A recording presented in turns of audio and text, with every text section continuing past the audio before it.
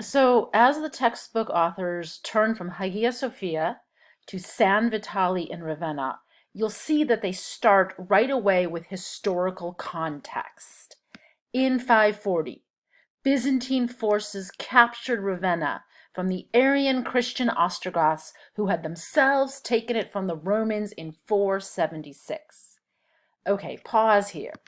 You're studying a building that started being built in 520, but it's not finished until 547. That's when it's consecrated.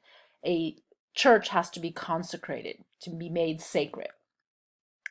So they're letting you know that during the time after it was started, the Byzantine military had recaptured Ravenna back from the group, the Ostrogoths, that had taken it from the Romans. Remember, the Ostrogoths were the ethnic and cultural outsiders, the barbarians. By this time, they've become Christianized, but they are following a different branch of Christianity, Arian Christianity, which did not hold that Jesus was God. Jesus was human. So there were actually conflicting accounts of theological interpretations of Christianity at the time. So what I want you to understand is that this church is swept up in political change, just as Hagia Sophia was. Hagia Sophia was constructed after the Nika revolt in 5 quick years to show Justinian's power. And here we have a church that had already been started, but it's going to be influenced by the fact that Ravenna is once again in the hands of Justinian as Roman emperor, and it is in Ravenna, which is his administrative capital in Italy. We turn from history and politics to style. You can see from this plan and cutaway drawing that this building is incredibly complex, deliberately complex, marvelously complex. It's centrally planned with a dome and an ambulatory like Santa Costanza, but now with these repeated semicircular spaces that ring the central rotunda, 8 of them, in an 8-sided building, creating multiple viewing angles from all directions. Because this building is so complex, there's a lot of architectural terminology to deal with here. You've learned about an apse. There's a kind of elongated space with an apse off the rotunda. Now you've got apsidal chapels, little side chapels that supplement the apse.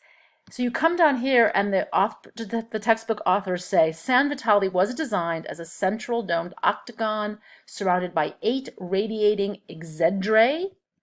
They call them wall niches, these exedrae spaces, surrounded in turn by an ambulatory and gallery. The gallery is the 2nd story level, which you can see here in the cutaway view. All covered by vaults. Vaults are curved ceilings. A rectangular sanctuary and semicircular apse project from one of the sides of the octagon, and circular rooms flank the apse. So here's that rectangular sanctuary. The sanctuary refers to the most sacred spot where the holiest ceremonies and objects take place.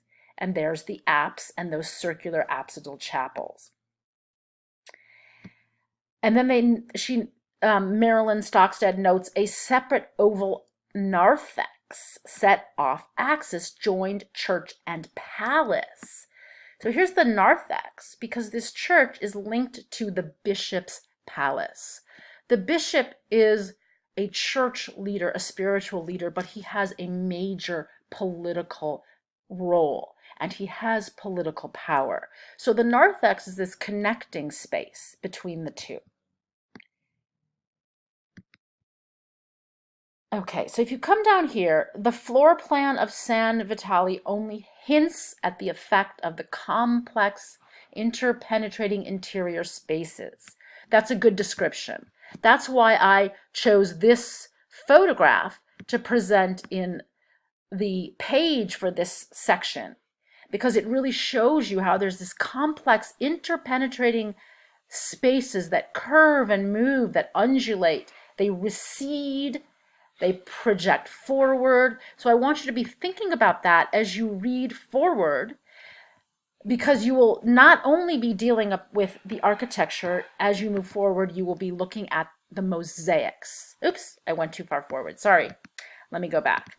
The mosaics are one of the most famous parts of this building.